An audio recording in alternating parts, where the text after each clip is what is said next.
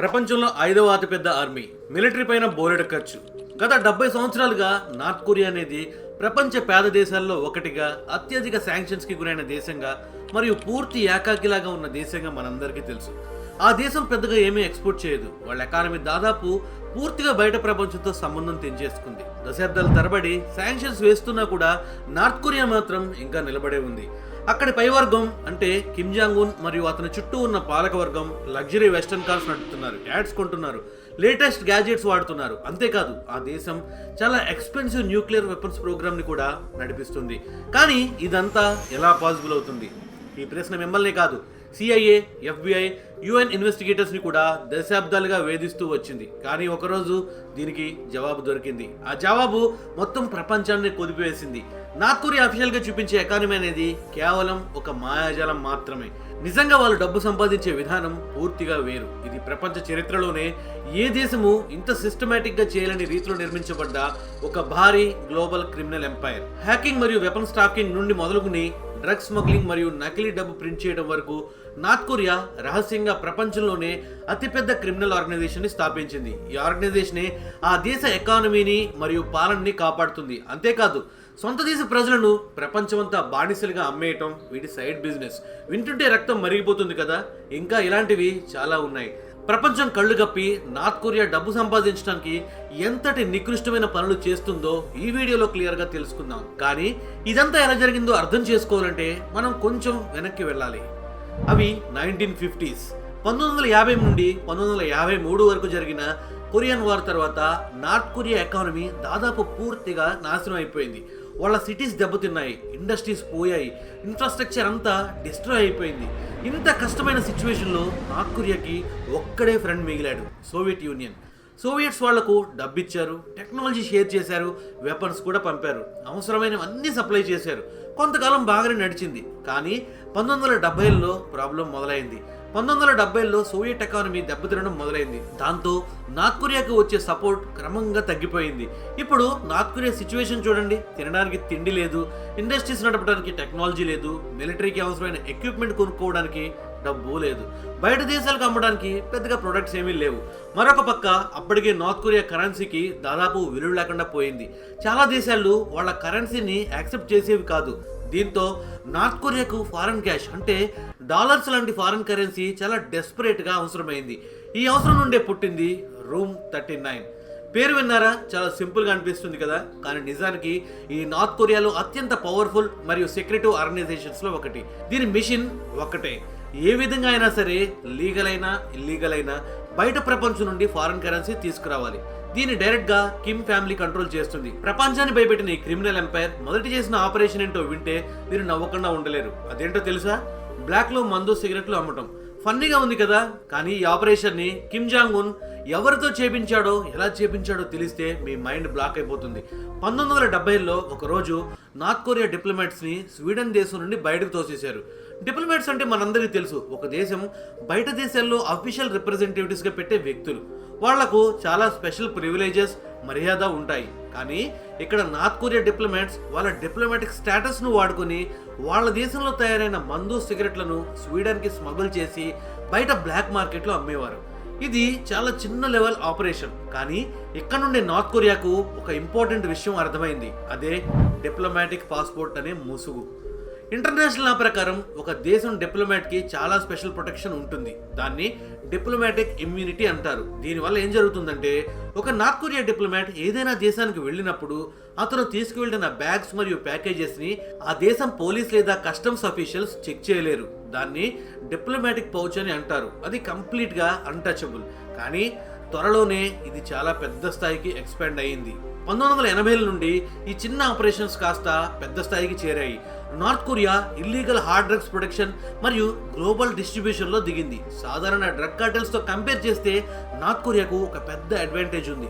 వాళ్ళు భయపడే గవర్నమెంట్ ఏదీ లేదు, ఎందుకంటే వాళ్ళే గవర్నమెంట్. కాబట్టి దేశమే డైరెక్ట్ గా ఓపియం ఫార్మ్స్ మరియు ల్యాబ్స్ నడుపుతుంది.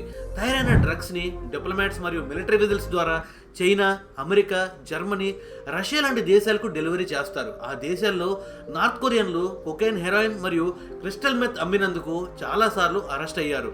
1970లో సిగరెట్ స్మగ్లింగ్ లాగా ఈ కేసెస్లో కూడా చాలాసార్లు నార్త్ కొరియా డిప్లొమాట్స్నే పట్టుబడ్డారు. డ్రగ్స్ మాత్రమే కాదు, యుద్ధం జరుగుతున్న దేశాలకి వెపన్స్ స్మగుల్ చేయడంలో, ఆఫ్రికా నుండి నిషేధించబడిన బ్లడ్ డైమండ్స్, ఏనుగు దంతాలు మరియు రైనో కొమ్ములు స్మగుల్ చేసి వేరే చోట అమ్మడంలో కూడా వాళ్ళు పట్టుబడ్డారు. కానీ మంచి బిజినెస్ మ్యాన్ ఎప్పుడు ఒకే బిజినెస్ మీద డిపెండ్ అవ్వరు కదా. డైవర్సిఫికేషన్ చాలా అవసరం. అందుకే నార్త్ కొరియా మరింత ముందుకు వెళ్ళింది. దశాబ్దాలుగా నకిలీ కరెన్సీ తయారీలో, అంటే ఫేక్ మనీ ప్రింట్ చేయడంలో లోతుగా ఇన్వాల్వ్ అయింది. వాళ్ళకి ఇష్టమైనవి అమెరికన్ డాలర్స్, స్పెషల్గా $100 నోట్లు. అమెరికన్ సీక్రెట్ సర్వీసెస్ ప్రకారం నార్త్ కొరియా $100 నోట్లు ప్రపంచంలోనే అత్యంత సోఫిస్టికేటెడ్ ఫేక్స్.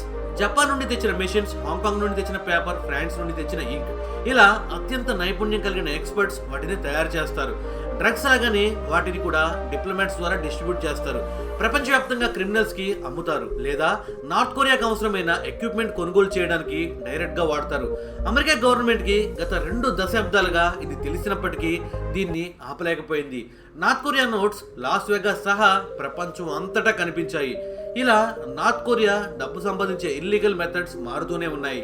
1990ల నుండే నార్త్ కొరియా గణనీయమైన హ్యాకర్స్ ఆర్మీని బిల్డ్ చేస్తుంది. అప్పట్లో వీళ్ళని ముఖ్యంగా నిఘా కోసం తయారు చేశారు.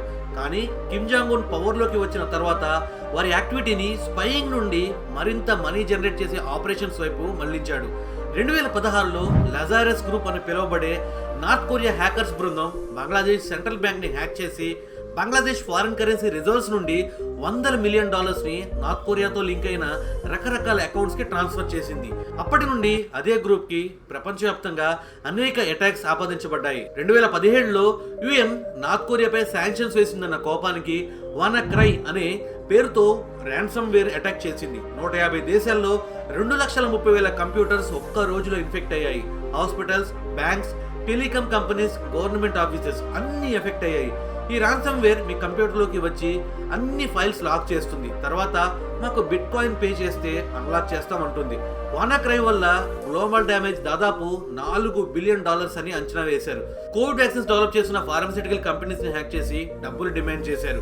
2014లో కిమ్ జాంగ్ ని ద ఇంటర్వ్యూ అనే ఒక హాలీవుడ్ సినిమాలో కామెడీగా చూపించారని సోనీ పిక్చర్స్ ని హ్యాక్ చేసి వాళ్ళ డేటా మొత్తం వైపౌట్ చేసేశారు. రిలీజ్ కాని సినిమాలను లీక్ చేసేశారు.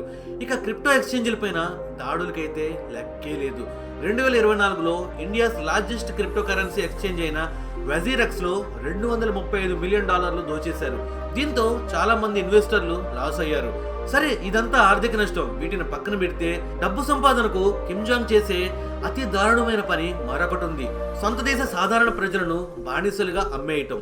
అవును, నార్త్ కొరియాకి చెందిన లక్షల మంది జనాన్ని 45 దేశాల్లో రకరకాల పనుల్లో, ముఖ్యంగా భవన నిర్మాణ కార్మికులుగా పనిలో పెట్టారు. వారి జీతంలో 90% నార్త్ కొరియా ప్రభుత్వం తీసేసుకుంటుంది. ఇలా ఏటా కిమ్ ప్రభుత్వానికి $2 నుండి $3 బిలియన్ ఆదాయం వస్తుంది. యునైటెడ్ నేషన్స్ దీన్ని మోడర్న్ డే స్లేవరీ, అంటే ఆధునిక బానిసత్వంగా పరిగణించి 2017లో బ్యాన్ చేసింది. అయినప్పటికీ చైనా, రష్యా లాంటి నార్త్ కొరియా మిత్ర దేశాల్లో నేటికి లక్షల మంది నార్త్ కొరియన్లు బానిసలుగా పనిచేస్తున్నారు. చైనాలోని టెక్స్టైల్ ఫ్యాక్టరీస్, రష్యాలోని ఆర్మీ క్యాంప్స్, ఇలా ఎన్నో చోట్ల. 2024లో రష్యా ఉక్రెయిన్ వార్లో నార్త్ కొరియా రష్యాకి వెపన్స్ తో పాటు 12,000 మంది సైనికులను కూడా పంపించింది. వారు బ్రతికితే జీతం, చేస్తే డబ్బు, ఏదైనా నార్త్ కొరియా గవర్నమెంట్కే. అయితే ఇవన్నీ నార్త్ కొరియా ఎకానమీలో నిజంగా ఎంత కీలక పాత్ర పోషిస్తున్నాయో వింటే మీరు షాక్ అవుతారు. ఒక రిపోర్ట్ ప్రకారం ఈ క్రిమినల్ యాక్టివిటీస్ నార్త్ కొరియా మొత్తం బడ్జెట్లో కనీసం 25 నుండి 50% వరకు భర్తీ చేస్తున్నాయి. నార్త్ కొరియా తన బడ్జెట్లో 16% మిలిటరీకి మరియు న్యూక్లియర్ వెపన్స్ కి స్పెండ్ చేస్తుంది. అంటే ఈ క్రిమినల్ ఎంపైర్ ఆ మొత్తాన్ని కవర్ చేస్తుంది. అంతేకాక కిమ్ మరియు నార్త్ కొరియా ఎలీట్ కి లగ్జరీ వెస్టర్న్ గూడ్స్ కొనుగోలు చేయడానికి కూడా చాలా క్యాష్ మిగులుతుంది. ఇప్పుడు మీకు ఒక డౌట్ రావచ్చు, north Korea illegal activities clear గా ఇంటర్నేషనల్ లాని వైలేట్ చేస్తున్నా, శాంక్షన్స్ ని బైపాస్ చేస్తున్నా, ఇతర దేశాల రిసోర్సెస్ ని దోచుకుంటున్నాయని తెలిసినా వాటిని ఎందుకు అలౌ చేస్తున్నారు అని. నిజం ఏమిటంటే ఇలాంటి విషయాల్లో ఇతర దేశాలు చేయగలిగేది చాలా తక్కువ. సాధారణ క్రిమినల్స్ తో పోలిస్తే భిన్నంగా ఈ యాక్టివిటీస్ లో పాల్గొనే నార్త్ కొరియన్లకు డిప్లొమాటిక్ ఇమ్యూనిటీ ఉంటుంది. వాళ్ళని ఎక్స్పెల్ చేసిన వెంటనే వేరే నార్త్ కొరియా డిప్లొమాట్స్ వచ్చి అదే పనులు చేస్తారు. డ్రగ్ ల్యాబ్స్ మరియు ఫార్మ్స్ నార్త్ కొరియా టెరిటరీలో ఉంటాయి. అందుకనే వాటిని ఎవరు టచ్ కూడా చేయలేరు. ధైర్యం చేసి ఆ దేశాన్ని ఇన్స్పెక్ట్ చేయాలని కూడా ఎవరు అనుకోరు. దీనికి కారణం వాళ్ళ దగ్గర ఉన్న న్యూక్లియర్ వెపన్స్ పిచ్చోడి చేతిలో రాయితో సమానం అని అన్ని ప్రపంచ దేశాలకి తెలుసు. నిజం చెప్పాలంటే భయం కూడా. శాంక్షన్స్ ని అవాయిడ్ చేసినందుకు పనిష్మెంట్ గా మరిన్ని శాంక్షన్స్ వేయటం అది మొదటి నుండి అస్సలు వర్కౌట్ అవ్వలేదు. నార్త్ కొరియా ఒక సాధారణ దేశం కాదు, దాని ఎకానమీ కూడా సాధారణ ఎకానమీ కాదు. ఎలాగైనా డబ్బు సంపాదించాలని ఒక దేశమే ఒక ట్రాన్స్ నేషనల్ క్రిమినల్ ఆర్గనైజేషన్ గా మారిపోయింది. ఇక్కడ క్రేజీగా అనిపించే విషయం ఏంటంటే నార్త్ కొరియాకి మాత్రం ఇది వర్కౌట్ అవుతుంది. వారి ఇల్లీగల్ యాక్టివిటీస్ ఎకానమీ కొలాప్స్ అవ్వకుండా అడ్డుకుంటున్నాయి. లీడర్స్ కి కావలసిన అన్ని లగ్జరీ వెస్టర్న్ గుడ్స్ దొరుకుతున్నాయి. అమెరికా లాంటి దేశాలకు ఇది చాలా ఇరిటేటింగ్ అనిపించినా కూడా ఆపలేకపోతున్నారు. నార్త్ కొరియాకి మాత్రం ఇది విన్ విన్ సిచ్యువేషన్. కాబట్టి వాళ్లకు ఈ పని ఆపే ఆలోచన అస్సలు లేదు. ఫ్రెండ్స్, ఈ వీడియో ద్వారా మీకు తెలియని ఇన్ఫర్మేషన్ తెలుసుకున్నారు అని అనుకుంటున్నాను. అలాగే నార్త్ కొరియాకు ఈ భూమి పైన నచ్చిన దేశం ఏంటో మీకు తెలిస్తే తప్పక కామెంట్ చేయండి. అలాగే వీడియో నచ్చినట్లయితే ఒక లైక్ కొట్టండి. వాట్సాప్లో, ఫేస్బుక్లో మీ ఫ్రెండ్స్ అండ్ ఫ్యామిలీకి తప్పకుండా షేర్ చేయండి. మరిన్ని అద్భుతమైన వీడియోలు చూసేందుకు వెంటనే మన ఛానల్ను సబ్స్క్రైబ్ చేయండి. జై హింద్.